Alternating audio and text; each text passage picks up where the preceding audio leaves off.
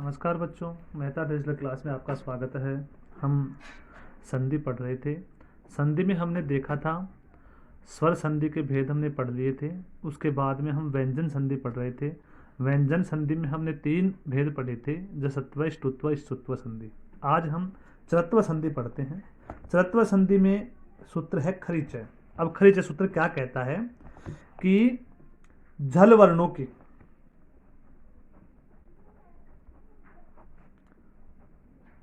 झल वर्णों के स्थान पर, अब झल वर्ण क्या है? झल वर्ण वही आपके वर्ग का पहला, प्रथम, द्वितीय, तृतीय और चतुर्थ। अगर ये वर्ण है तो उनके स्थान पर वर्ग का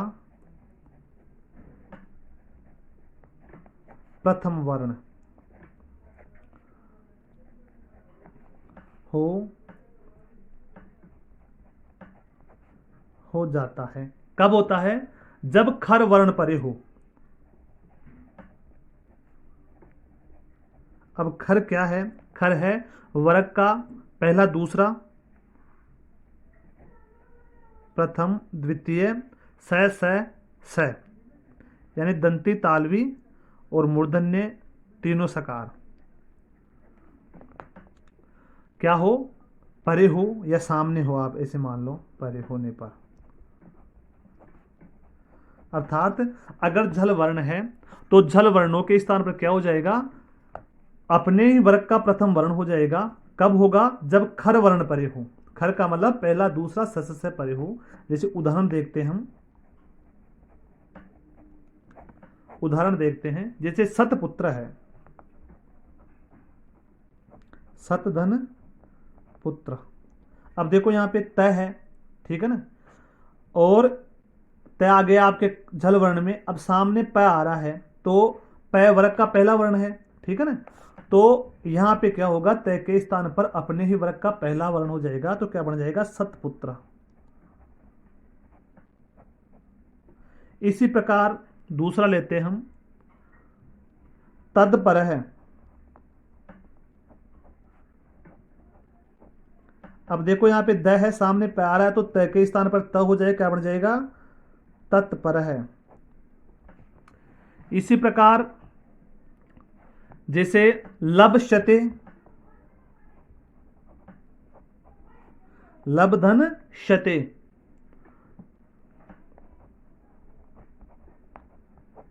अब भ है तो प हो जाएगा, क्या हो जाएगा? लप्स्यते।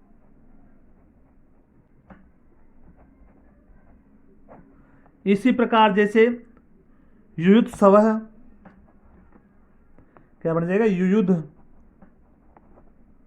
धन शव है, क्या बन जाएगा? युयुत्सव है, तय बन जाएगा।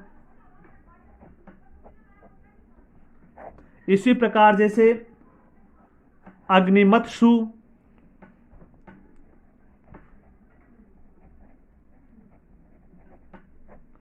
धनसु, अग्निमत्सु,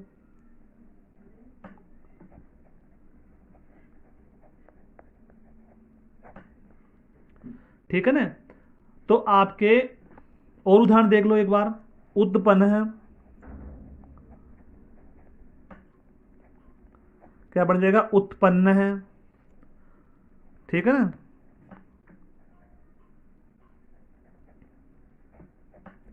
इसी प्रकार लिप्सा,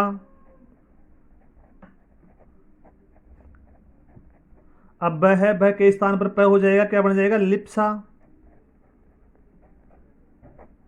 तो यह आपके उदाहरण है आपके सत्व संधि के। तो आपको ये ध्यान में रखना है कि खर परे रहते क्या होता है? झल वर्णों के स्थान पर अपने ही वर्ग का प्रथम वर्ण हो जाता है। अब देखो दूसरी संधि, देखो आप, दूसरी लेते हैं हम, अनुनासिक संधि। कौन सी संधि लेते हैं? पांचवा है, यह आपके चौथी थी, अनुनासिक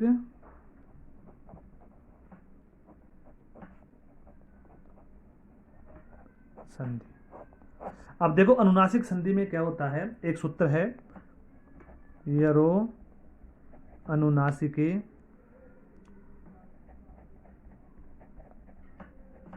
यरो अनुनासिके अनुनासिको वा अनुनासिको वाह। ये सूत्र क्या है, यरो अनुनासिक अनुनासिको वा। ये सूत्र क्या कहता है कि पदांत में यर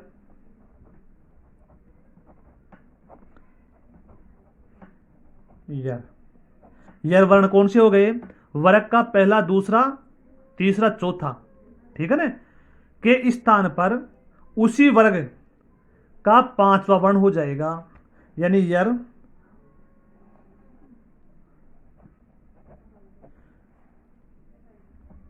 वर्ग का पहला दूसरा तीसरा और चौथा, ठीक है ना, ये वर्ण हो, ठीक है ना, यर के स्थान पर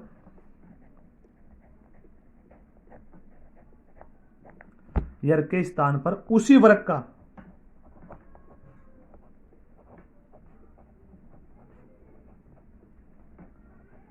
पांचवा वर्ण हो जाता है।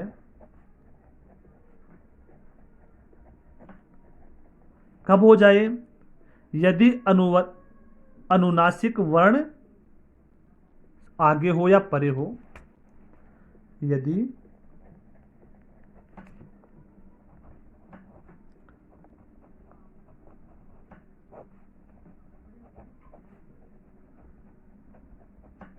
अब देखो यहां पे क्या होता है, यर वर्ण है पदांत के अंदर, ठीक है ना, यानी पहला दूसरा तीसरा चौथा कोई भी वर्ण है, लेकिन सामने अगर सामने क्या है, अनुनासिक वर्ण है, तो जो यर वर्ण है उसके स्थान पर क्या हो जाएगा, अपने ही वर्ग का पांचवा वर्ण हो जाएगा। जैसे हम उदाहरण देखते हैं,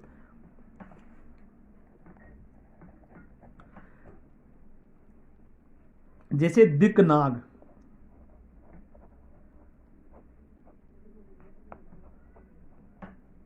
दिक धन नाग है, और ये जो होता है वो विकल्प से होता है।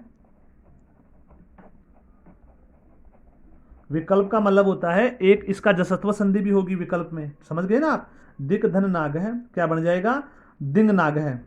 अब देखो यहां पे देखो क है, पहला वर्ण सामने ना आ रहा है, पांचवा वर्ण आ रहा है, तो यहां पर इसी वर्ण का कौन सा वर्ण हो जाएगा, पांचवा, क्या बन जाएगा, दिंग नाग है, ठीक है ना। विकल्प में क्या बनेगा आपके, दिग्नाग, क्योंकि तीसरा वर्ण हो जाएगा ना। और है जैसे आपके सतमार्ग, क्या बन जाएगा, सन्मार्ग है। और फिर क्या बन जाएगा सामने, सदमार्ग विकल्प में। इसी प्रकार आपके वाग्मलम, वाक धन मलम, क्या बन जाएगा आपके, वांगमलम।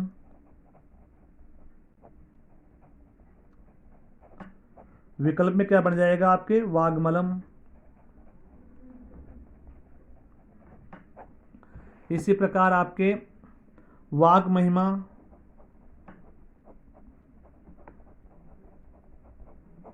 क्या बन जाएगा, वाग महिमा। विकल्प में क्या बन जाएगा, वाग महिमा। इसी प्रकार आपके एतद मुरारी, एतद धन मुरारी, क्या बन जाएगा, एतन मुरारी। विकल्प में क्या बन जाएगा, एतद मुरारी। इस प्रकार आपके अनुनासिक संधि होती है। तो आपको ये ध्यान में रखना है कि क्या होता है कि यर के बाद में अगर अनुनासिक वर्ण है सामने, तो यर के स्थान पर अपने ही वर्ग का पांचवा वर्ण हो जाता है। उदाहरण आपको मैंने दिखा दिए हैं, बता दिए हैं। एक है आपके अनुस्वार संधि, हम देख लेते हैं, एक देखते हैं अनुस्वार संधि।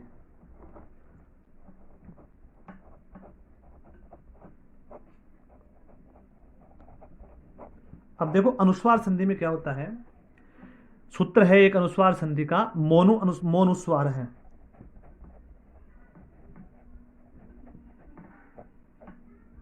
ये सूत्र क्या कहता है कि पद के अंत में स्थित, पद के अंत में स्थित मैं के स्थान पर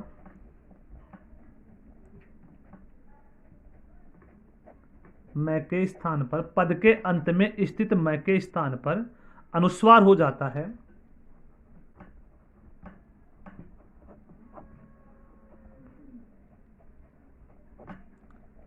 अनुस्वार हो जाता है कब होता है? यानी सामने हल वर्ण, हल का मतलब होता है व्यंजन,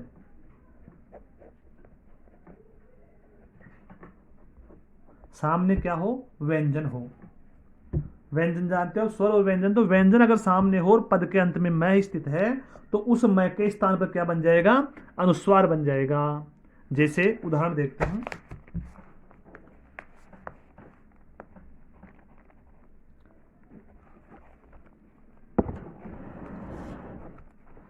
जैसे उदाहरण है मातरम धन वंदे। अब देखो पद के अंत में मैं है, सामने अनुस्वार हल है, वर्ण है, तो क्या बन जाएगा? इस मैं के स्थान पर अनुस्वार बन जाएगा, क्या बन जाएगा? मातरम वंदे।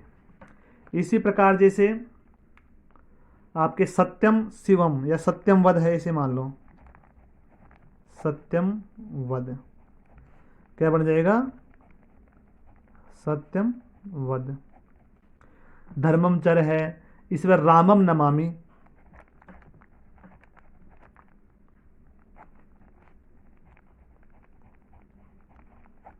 अब देखो सामने न है, मैं अंत में है, तो क्या बन जाएगा? रामम नमामि। इसी प्रकार धर्मम वध है, जैसे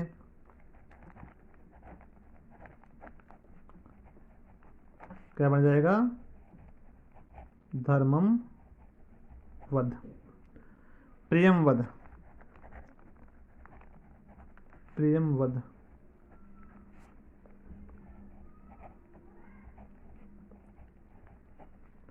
ठीक है ना? तो ये आपके उदाहरण हैं अनुस्वार संधि के। और इसके अलावा हरिम वंदे है, एक और देख लो, जैसे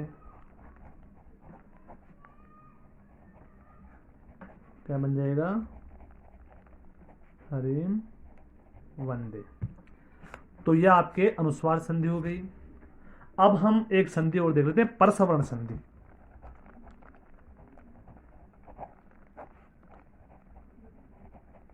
परसवर्ण संधि, और यह आपकी हो गई 7वें नंबर की संधि। परसवर्ण संधि में क्या होता है कि